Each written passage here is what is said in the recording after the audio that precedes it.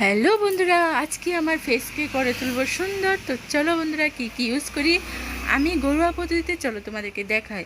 তো এখানে নিয়েছি চালের গুঁড়ো 1 চামচ, তারপরে নিয়েছি একটুখানি হলুদ, খাওয়ার হলুদ নয়, এমনিতেই যে আমরা আলাদা রাখি হলুদগুলি সেটা।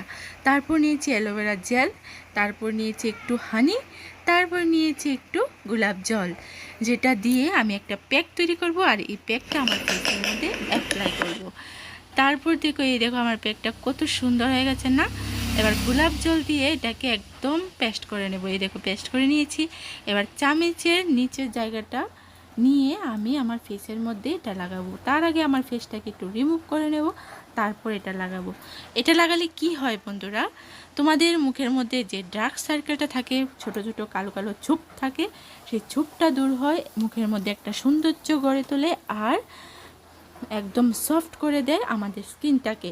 তো আমি এটা সব সময় ইউজ করি বন্ধুরা, বাড়িতে রেমেডি তৈরি করে। তোমরাও ইউজ করতে পারো বাড়িতে তৈরি করে।